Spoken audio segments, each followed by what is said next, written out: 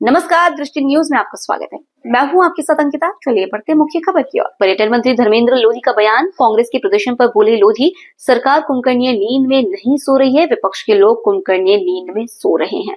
इनको पता ही नहीं है कि क्या चल रहा है। इतना अच्छा बजट आया है, सबको लेकर, सबको साथ लेकर चलने वाला बजट आया।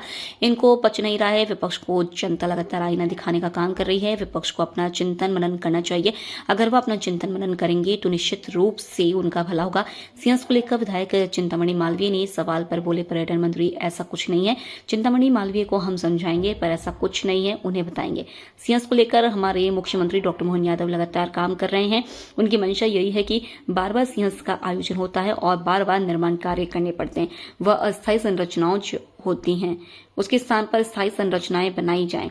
उसे बार बार जो पैसा खर्च होता है वह खर्च होने से बच जाएगा और एक स्थायी कार्य मिलने के कारण विकास भी हो जाएगा। देखिए, सरकार कुंभकर्णी नींद में नहीं सो रही है। ये विपक्ष के लोग कुंभकर्णी नींद में सो रहे हैं। इनको मालूम ही नहीं है कि चल क्या रहा है। इतना अच्छा बजट आया है, सारे वर्गों को साथ में लेकर साधने वाला बजट आया है।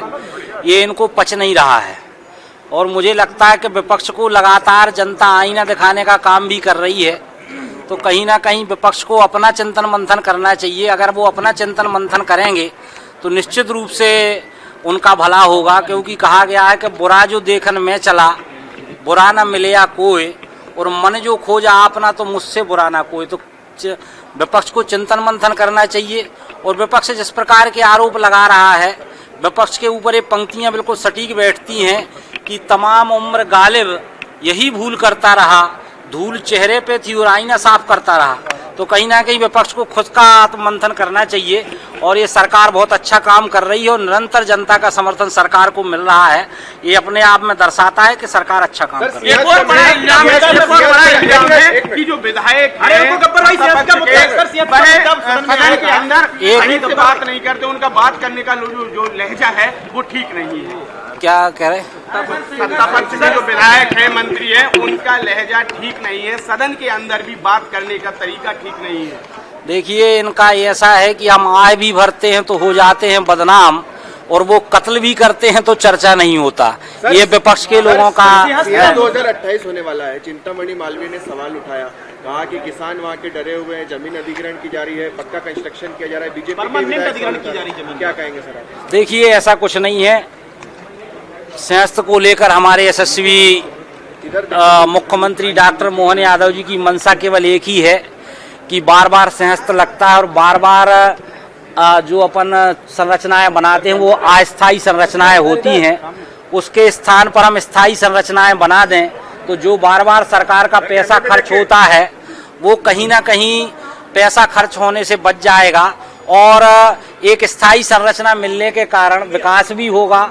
और जो ये तमाम प्रकार के आरोप विपक्ष लगा रहे हैं कि दूसरों की जमीन अधिग्रहण कर रहे हैं या कुछ कर रहे हैं, नहीं, मुझे लगता है कि उनको सही मालूम नहीं है। उनको बुला के हम समझाएंगे कि ऐसी कोई बात नहीं है। विपक्ष का कहना है कि भू माफियाओं को बढ़ावा देने के लिए इस प्रकार का अस्थायी, विपक्ष का नहीं, बीजेपी के विधायक चिंतामणि मालवीय। नहीं, उनको पता नहीं है। अगर उनको कोई ऐसी भ्रम है तो निश्चित रूप से हमारे पास आएंगे तो हम उनको समझाने का काम करेंगे। कहीं ना कहीं किसी ने उनको भ्रमित करने का काम किया है। मुझे लगता है कि बात सत्य नहीं है।